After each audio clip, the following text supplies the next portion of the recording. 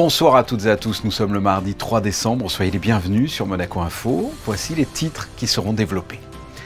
La présentation dans quelques instants de la première édition de Handipact à l'occasion de la Journée internationale du handicap. L'idée étant de montrer que le handicap n'est pas synonyme de fin de vie, mais de changement de vie. C'est ce que vous allez voir avec notre invitée Virginie Dubost. Focus sur le projet Adopt a Float, le concept adopter une balise flottante, c'est le projet que mène une classe de seconde du lycée Albert Ier.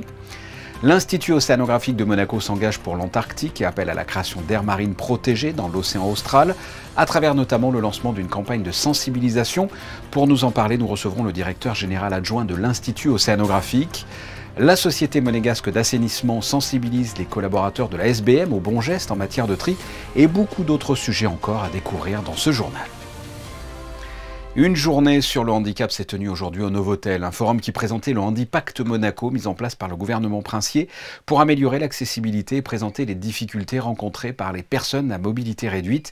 Plus de détails dans ce reportage de Christine Dapoty et Lionel Bernardi. Nous sommes tous concernés par le handicap. Il est donc essentiel de montrer au public le handicap tel qu'il est. Un forum qui avait pour objectif de parler du handicap, certes, mais aussi de sensibiliser le public et de montrer que les gens en situation de mobilité réduite ont une vie à vivre comme tout un chacun et qu'il est primordial de lever les obstacles qu'ils rencontrent au quotidien. Il y a des obstacles liés à l'accessibilité physique, mais aussi l'accessibilité numérique, et puis aussi la méconnaissance du handicap. Et notre objectif, c'est de faire connaître. Et quand on fait connaître, les gens sont préparés. Et c'est ça, un des principaux obstacles, c'est la méconnaissance. Cette journée est importante parce qu'elle permet aussi de montrer ce que l'on peut faire, parfois avec des moyens très simples. Pas forcément de gros budget, et puis évidemment aussi des solutions technologiques beaucoup plus évoluées et beaucoup plus coûteuses, mais qui doivent s'inscrire finalement dans un mouvement de solidarité de la société. L'objectif, c'est arriver à une société totalement inclusive pour les personnes en situation de handicap, qui soient capables d'avoir des projets de vie, des projets de carrière, de pouvoir se dire ce soir je vais pouvoir aller dans un restaurant parce qu'il est accessible et parce que je ne vais pas me retrouver devant la porte dans l'impossibilité de rentrer avec ma famille ne sachant pas où aller. Je crois que c'est des petites choses qui au quotidien sont extrêmement blessantes, extrêmement difficiles à vivre et pour lesquelles Monaco a voulu apporter des solutions et améliorer aussi cette question de l'accessibilité. Les solutions, c'est ce que nous essayons de faire, de sensibiliser. C'est pour ça que cette journée existe, de montrer toutes les facettes du handicap et comme j'ai eu l'occasion de le dire, de faire en sorte que le poids du handicap ne pèse plus uniquement sur la personne qui vit le handicap, mais soit réparti un peu entre toutes les personnes de la société. Qu'il soit visible ou invisible, le handicap peut être physique, mais aussi sensoriel ou mental. Il existe toute forme de handicap et Monaco travaille pour faire demain de la principauté une terre d'excellence en matière d'inclusion du handicap. Au cours de sa vie, tout le monde connaîtra une situation de handicap, qu'elle soit permanente, temporaire, situationnelle ou due au vieillissement. Nous sommes donc tous concernés par le handicap. Et à l'occasion de cette première édition, une personne inspirante était invitée et nous sommes avec elle. Virginie Dubost, bonsoir. Bonsoir. On vient de découvrir cette première journée Handipact, l'idée étant de montrer que le handicap n'est pas un synonyme de fin de vie, mais de changement de vie. J'imagine que vous êtes d'accord avec ça, évidemment. Complètement d'accord. En fait, le handicap, on ne s'en rend pas compte tant qu'on n'est pas concerné, mais en fait, ça peut être le début d'une nouvelle vie, certes un peu différente, mais avec plein d'adaptations. On peut quand même vivre une vie sympa et faire plein de choses. Alors avant de parler justement de votre nouvelle vie et de votre vie de tous les jours, parlez-moi de votre parcours. Vous êtes tétraplégique suite à un accident de surf au Costa Rica, on peut en parler ? En fait, moi j'ai travaillé pendant une dizaine d'années dans l'univers du luxe et à Paris, et au bout de 10 ans, j'ai eu besoin de faire une rupture. Donc j'ai pris un congé sabbatique et je suis partie toute seule 6 mois en sac à dos faire le tour de l'Amérique du Sud dans une optique vraiment très minimaliste et j'ai parcouru tous les pays, c'était absolument fabuleux. Et au 5e pays, le Costa Rica, j'ai testé le sport national qui est le surf et qui s'est mal passé et en fait qui m'a laissé tétraplégique. Depuis, c'était il y a il y a 6 ans et demi maintenant. 6 ans et demi, comment avez-vous abordé cette situation? Au début, j'imagine que ça a été probablement complexe et que c'est un changement complet de vie. Bien sûr, c'est un changement complet. En fait, au début, on est complètement dans le déni. Et au fur et à mesure, et notamment avec l'aide des proches, on apprend à se reconstruire, à réinventer son quotidien et à en fait avoir de nouvelles opportunités et reconstruire un peu, réinventer le champ des possibles, parce qu'on se rend compte qu'on peut quand même voyager, faire de jolies choses, de belles rencontres, qu'on peut avoir des amis, une vie affective, faire du sport, et qu'en fait, on peut faire tout comme avant, certes, avec des adaptations et de façon différente, mais on a accès finalement à tout comme tout le monde. Et qu'est-ce qui a été le plus dur finalement? Ça a été physiquement ou psychologiquement? Je pense que le plus dur, ça reste le manque d'autonomie physiquement. Parce qu'en fait, au-delà de la tétraplégie et du fauteuil roulant, j'ai mon bras droit qui ne fonctionne pas. Donc je suis dépendante d'auxiliaires de vie et d'aide pour m'aider sur les gestes du quotidien tout simples, comme par exemple mettre une veste pour sortir. Et en hiver, c'est vrai que c'est plutôt essentiel. Et donc voilà, ça va plutôt être le manque d'autonomie. Psychologiquement, au départ, bien évidemment, c'est un choc, parce que quand vous êtes à l'autre bout du monde avec une autonomie complète et quand vous faites plus de 2 ans d'hôpitaux avec une autonomie très très limitée, forcément on se demande ce qu'on va devenir, parce qu'en fait quand autour de nous on n'a pas d'exemple de personnes qui sont en fauteuil roulant et qui ont une vie, on se demande si c'est possible, parce qu'on n'a pas vraiment de schéma de rôle modèle qui nous montre ce chemin-là. Maintenant, de plus en plus avec les réseaux sociaux et notamment les Jeux paralympiques qui ont montré que le handicap pouvait être lié à la compétence et à la performance. Donc ça nous a fait beaucoup de bien et ça donne beaucoup d'espoir. Aujourd'hui, quel est votre quotidien? Comment se passe une journée normale pour Virginie Dubost? Alors le matin, j'ai une auxiliaire qui vient m'aider pour me lever, me laver, m'habiller. Et le soir, j'ai un autre prestataire qui vient pour le coucher. Mais après, toute la journée, je suis autonome et puis j'ai une activité professionnelle très très variée. J'ai plusieurs casquettes et en fait, je n'arrête pas. Et je suis encore plus active qu'avant mon accident finalement, parce que je sensibilise sur les réseaux sociaux. Je suis conférencière également en entreprise pour témoigner sur des thématiques de résilience, de travail d'équipe et d'optimisme aussi. Et j'anime un tout nouveau podcast qui va sortir semaine prochaine, qui s'appelle Dialogue, sur les thématiques d'inclusion, handicap, RSE et égalité des chances, avec des politiques, des décideurs de grandes entreprises dans la tech, la santé, etc. Donc en fait, je suis très, très occupée, et la ligne conductrice en fait de tous ces projets, c'est vraiment l'impact et le sens. Et on se rend compte que cette nouvelle vie qu'a générée cette tétraplégie finalement, n'est pas moins bien que celle d'avant, mais que c'est une nouvelle chance. Et donc voilà, moi, si je peux être porteuse d'espoir pour les personnes qui ont un accident de la vie, tant mieux, et c'est ce que j'essaie de faire aussi sur les réseaux. Et en quoi c'est important d'être justement là aujourd'hui à Monaco?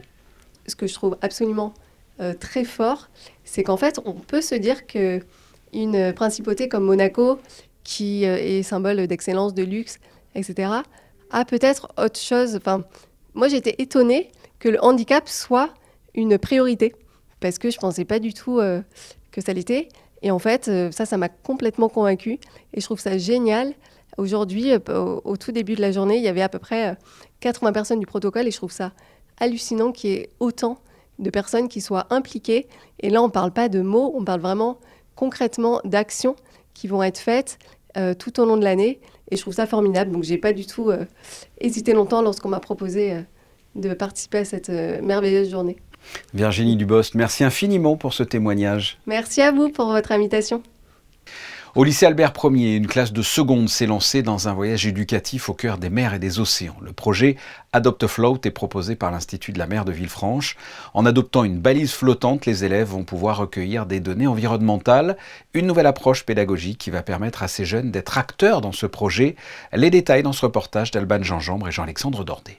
Parmi les milliers de balises sous-marines, le lycée Albert Ier vient d'adopter la sienne. Baptisé Prince Albert Ier, ce robot va arpenter les profondeurs de la mer Méditerranée tout en récoltant des données scientifiques.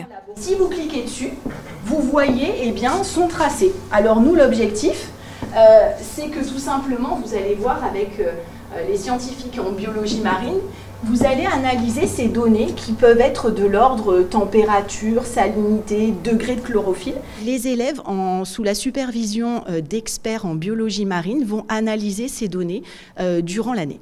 Objectif, sensibiliser les élèves aux enjeux environnementaux en les rendant acteurs de cette récolte de données. Qu'ils aient une connaissance beaucoup plus accrue sur le monde des océans et notamment qu'ils voient la démarche scientifique qui est derrière et surtout qu'ils puissent eh bien, avoir un sens aux données qui sont par exemple données lors du GIEC ou lors des COP. Durant toute l'année, les élèves participeront à différentes activités accompagnés par des acteurs locaux. Qu'ils se rendent bien compte qu'il y a des acteurs qui sont très proches d'eux, qui ont cette vocation de sensibiliser à la préservation des océans et peut-être, qui sait, qui deviennent des disciples du prince Albert Ier. Au terme de cette expérience, la classe de seconde espère pouvoir participer à la conférence des Nations Unies sur l'océan à Nice en juin 2025. On reste dans le milieu maritime. L'Institut océanographique de Monaco s'engage pour l'Antarctique et appelle à la création d'aires marines protégées dans l'océan austral à travers le lancement d'une campagne de sensibilisation et la parution d'un ouvrage. Pour nous en parler, nous recevons le directeur général adjoint de l'Institut océanographique, Cyril Gomez. Bonsoir. Bonsoir. Je viens de le dire, l'Institut océanographique de Monaco lance une campagne de sensibilisation avec pour thématique « Qu'est-ce que l'on attend pour être heureux ?» C'est-à-dire, qu'est-ce que cette campagne ? Cette campagne elle vise tout simplement à sensibiliser le grand public à l'importance de l'océan austral et à l'importance de protéger les pôles, en particulier parce qu'ils sont très loin, ils nous paraissent très lointains et pourtant ils sont si importants pour toute la planète. Et une des solutions pour protéger l'océan austral et les pôles, c'est la création d'aires marines protégées. Notre objectif, avec ce message positif, qu'est-ce qu'on attend pour être heureux des aires marines protégées? Ça s'applique, c'est le bonheur pour les humains, c'est le bonheur pour les animaux. Notre objectif, c'est d'essayer sur un discours positif et lié à l'émotion, d'amener les gens à continuer à penser et à demander que des politiques publiques soient mises en place pour protéger l'océan et les pôles. Et pourquoi là, l'océan austral? À quel point l'océan austral est capital et a besoin d'être protégé des activités humaines? Alors, il est capital sur le plan environnemental et climatique parce que c'est vraiment une zone de l'océan où au niveau des courants, c'est un point très important pour définir l'équilibre du climat. Si vous cassez les circulations et les courants dans l'océan austral, vous cassez le climat et c'est exactement ce qu'on est en train de vivre actuellement. Et les activités humaines viennent aggraver l'impact du réchauffement climatique sur cette zone-là. Notamment, je prends un exemple, la surpêche du krill, qui est un vrai problème pour notamment créer de la nourriture pour les animaux, pour l'industrie agroalimentaire ou pour des cosmétiques, alors qu'il s'agit de la base de l'alimentation dans l'océan austral. Vous savez, on dit en océan austral, soit vous êtes du krill, soit vous mangez du krill. Donc c'est vraiment à la base de la chaîne alimentaire. Et pour cela, donc, une campagne de sensibilisation, elle se traduit comment ? Elle se traduit par la mise en scène d'animaux. Mise en scène, le mot est un peu fort puisque ce sont des animaux, des photos non retouchées, donc des animaux dans leur environnement naturel, qui, on les voit finalement, ces espèces emblématiques, vivre dans leur habitat, en liberté, heureuses, et finalement les protéger, protéger leur habitat, c'est aussi nous protéger nous, même s'ils nous paraissent très loin. Et où est-ce que l'on va pouvoir découvrir cette campagne de sensibilisation ? Alors on va pouvoir découvrir cela dans différentes publications partenaires et notamment dans Monaco Info. On va pouvoir découvrir cela aussi par affichage, donc d'abord dans la région. L'objectif, donc vous l'avez dit, c'est une aire marine protégée en Antarctique. Ça correspond quand même à 4 millions de kilomètres carrés, c'est ça ? Oui, exactement. Et ce sont plutôt 3 aires marines protégées. Donc c'est un réseau d'aires marines protégées qui est proposé. Alors la première de ces 3 aires marines protégées a été proposée en 2012, la dernière en 2018. Et il n'y a absolument aucun problème sur le plan scientifique. On sait qu'il y en a besoin, on sait où les mettre, on sait à peu près quelles mesures de protection il faudrait mettre en œuvre. Le blocage est purement politique. C'est lié au mode de gouvernance de la protection de l'océan austral. Et donc il est important de continuer à demander évidemment au grand public d'être sensibilisé, mais au pouvoir public surtout, de débloquer cette situation qui finalement n'est pas un problème sur le fond, et bien un problème purement politique. Et puis ça nous paraît aussi important de poser le discours, et c'est pour ça qu'on a sorti un livre. On est allé en Antarctique, on est allé sur place avec des scientifiques. On a sorti un livre qui s'appelle Plaidoyer pour l'Antarctique. Absolument, aux éditions Flammarion. Qui est sorti aux éditions Flammarion le 27 novembre et qui présente les enjeux. Alors c'est un discours abordable par le grand public, mais qui s'adresse aussi aux décideurs et qui présente bien sûr les enjeux de l'océan austral et de l'Antarctique, mais aussi un dialogue entre la science et le secteur privé pour identifier les solutions permettant de protéger ces environnements-là. Un plaidoyer pour l'Antarctique aux éditions Flammarion. Pourquoi pas une idée pour les cadeaux de fête de fin d'année. Cyril Gomez, merci d'avoir répondu à mes questions. Merci à vous, au revoir. Bac jaune, vert, gris, pas toujours simple de s'y retrouver lorsqu'il s'agit de trier ses déchets. Pour faire une mise au point et expliquer l'importance du tri, la SBM organise en ce moment des ateliers pour son personnel, en partenariat avec la Société monégasque d'assainissement. Sarine Carrier et Olivier Bonello ont participé à l'un d'entre eux. Voyez le reportage. Le tri, ce n'est pas nouveau. Pourtant, les erreurs sont encore fréquentes. Dans le bac à verre ne doivent se trouver que les contenants en verre, donc les bouteilles, les pots et les bocaux. Quand on casse de la vaisselle, que ce soit des tasses, des assiettes, ça va dans le bac gris, le bac des ordures ménagères. Et quand on casse un verre à boire, le verre à boire, on en casse tous à la maison ou dans l'activité professionnelle. Ce verre est composé on rajoute des métaux comme le plomb. Et effectivement, le verre cassé et la vaisselle cassée vont dans le bac gris pour la valorisation énergétique. En tant que premier employeur privé de la principauté, la SBM se doit de montrer l'exemple et estime qu'une petite piqûre de rappel des bonnes pratiques auprès de ses collaborateurs est toujours la bienvenue. Cela fait partie d'un ensemble d'actions que nous développons pour le développement durable, qu'il s'agisse par exemple de l'élimination des plastiques à usage unique ou encore de la mise en place et du suivi de notre registre des déchets. À la sortie, les participants ressortent convaincus et plus motivés. Beaucoup pensent que le tri ne sert à rien, qu'après ça n'arrive pas dans des camions communs. Et là, effectivement, c'est flagrant. On a vu tout le circuit, on sait où ça va à Cannes, ça va à Monaco, comment c'est trié. Donc j'ai trouvé ça très bien. Voilà, on a des vraies réponses concrètes. Mercredi à 19h en basket, Monaco reçoit l'Olympiakos en Euroleague. Un match important, les deux équipes sont au coude à coude dans le classement, avec tous les deux 8 victoires pour 4 défaites. Je vous propose d'écouter l'ailier de l'AS Monaco, Alpha Diallo, à propos du nouveau collectif que propose la Roca Team sous Vassilis Spanoulis. I think stats-wise, we're sharing the ball a lot more. 27 assists last game, 25 assists the game before. So sharing the ball and getting our bigs more involved, I think is helping us a lot. I think it's a great feeling, when your guards are moving the ball and getting everyone involved, everyone, is happy and ready to play defense for you. So I think everyone's on the right track. We all have one goal, and that's to win. So it's helpful. Olympiacos is a very tough physical team, a very systematic team. So we got to be really dialed in for 40 minutes and rebound the ball. They could really rebound. They send 3-4 guys to the rebound every time. So we have to box out and run our transition game. En basket toujours, le tirage au sort de la Coupe de France vient d'avoir lieu. Les huitièmes de finale se joueront le 7 janvier à 20h. Monaco se déplacera contre Blois, qui est actuellement 5e du championnat de Pro B. On reste dans la Coupe de France, mais en football. Le tirage au sort des 32e de finale s'est déroulé hier au soir à Paris et Monaco se déplacera du côté de Toulouse pour rencontrer le club de l'Union Saint-Jean qui évolue en Régional 1.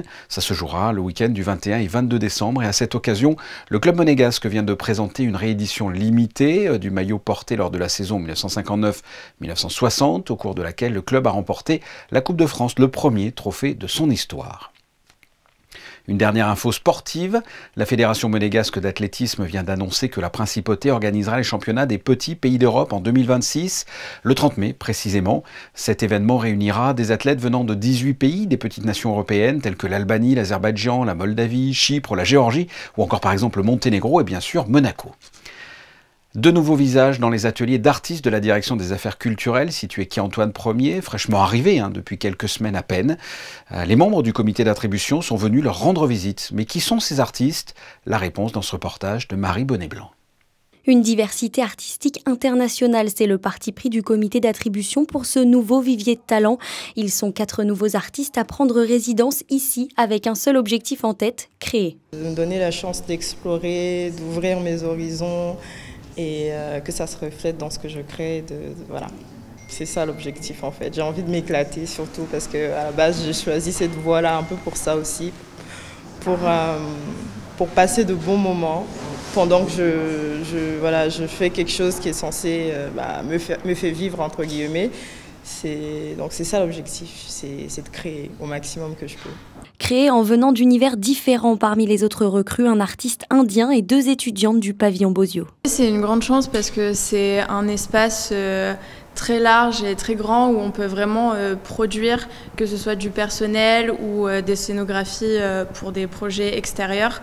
Donc c'est vraiment un espace de création complet et total et qu'on partage, donc c'est encore mieux. Déjà la lumière, l'ambiance qui aide beaucoup à trouver de l'inspiration, bien sûr. Et ensuite, tous ces projets 3D deviennent pièces à un moment, donc c'est juste le stade de la recherche. Mais ils se matérialisent et c'est génial d'avoir un espace qui permet ça. Un comité qui vient rencontrer ces nouveaux artistes afin de découvrir leur personnalité, leur technique, mais aussi leur rapport avec Monaco. Et le bilan est plutôt positif. Une diversité, mais réunis autour d'une forme d'excellence. Je trouve intéressant qu'ici, justement, des élèves, enfin des anciens élèves du pavillon Bozio puissent dialoguer avec des artistes qui viennent de très loin, avec des pratiques extrêmement différentes et que ça se crée une sorte d'émulation dans un espace très réduit au sein de ces résidences. Et c'est l'idée, je pense, de toute résidence d'artistes, c'est de pouvoir créer des rencontres, provoquer des rencontres et faire en sorte de produire finalement des restitutions au terme de ces résidences qui soient extrêmement variées, mais tout en lien avec la spécificité de Monaco. C'est parti pour 6 mois de travail autour de l'art, évidemment sous toutes ses formes, capillaire, dessin, peinture ou encore de la scénographie. Frank Sinatra, le plus grand crooner de tous les temps. Eh bien, un concert hommage a été organisé hier au soir à l'Opéra Garnier avec au chant l'un des plus grands ténors de notre époque, Vittorio Grigolo. Un reportage de José Sacré et Olivier Bonello. Strangers in the night, exchanging glances, wondering what were the chances. Vittorio Grigolo, l'un des plus grands ténors italiens de notre époque, était lundi 2 décembre sur la scène de l'Opéra de Monte-Carlo pour rendre hommage à Frank Sinatra. Pour ce spectacle, Vittorio Grigolo oublie sa voix de ténor, d'opéra et devient crooner, accompagné par 2 orchestres, l'Orchestre Philharmonique Verdi de Salerne et le Jazz Orchestra de Salerne, sous la direction de Demo Mosselli. J'ai toujours aimé ce style de crooner. J'ai aussi des autres fantastiques crooners, mais ce soir, c'était l'hommage à cet homme qui a fait 100 ans. Et aussi, comme on a célébré Puccini l'autre jour, on vient de célébrer les 100 ans de cet incroyable artiste.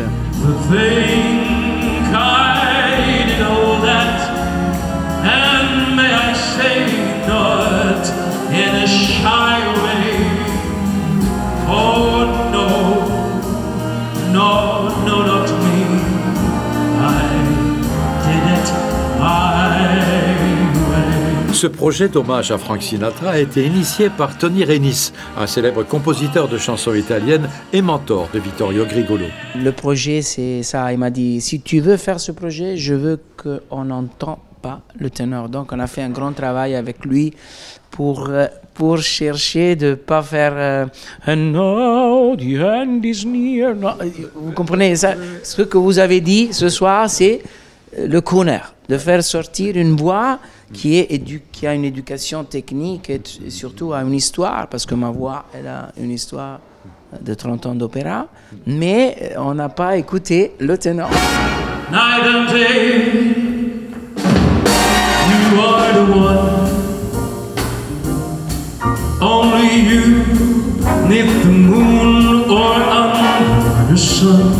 Les gens ce soir, ils se sont régalés. Des beaux moments, je pense. Non? Moi, je me suis amusé et eux, ils ont fait la fête. Je serai ici au Théâtre de Monaco pendant tout le mois de décembre. Pendant les fêtes, la dernière soirée, ça sera le 31, le dernier jour de l'an. Donc on va faire la fête à Monaco tous ensemble, avec les Désirs d'amour et l'opéra. To you.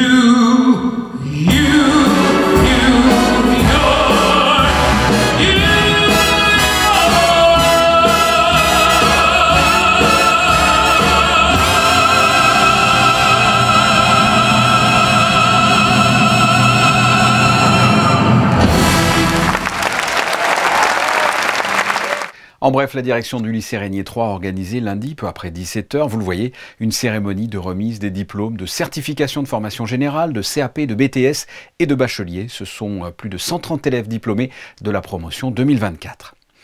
Dans un tout autre registre, la mairie de Monaco a organisé place du marché sa traditionnelle oursinade hier au soir. Prochain rendez-vous, la soirée corse qui se déroulera au même endroit, au marché de la Condamine, le 12 décembre, dans le cadre du 15e anniversaire du jumelage entre Monaco et Luciana. Passons à la météo avec Frédéric Elion. Qu'avez-vous prévu pour demain, Frédéric? Du beau temps, Fabien. Quelques nuages, mais globalement, la journée sera bien ensoleillée. Mercredi du matin au soir, les températures seront comprises entre 8 et 14 degrés. Mercredi 4 décembre. N'oubliez pas de souhaiter une bonne fête à toutes les Barbaras. Merci Frédéric. Nous voulions vous montrer cette photo, celle du couple princier et de ses enfants. Vous le voyez, ils sont prêts pour célébrer Noël. C'est une photo d'Éric Maton. On reste dans le domaine photographique avec les clichés du jour pris par Stéphane Dana et consacré aujourd'hui à la remise des diplômes de BTS de la promotion 2024 du lycée Régnier 3. On se retrouve pour une nouvelle édition mercredi 19h. Je souhaite de passer une excellente soirée. À demain.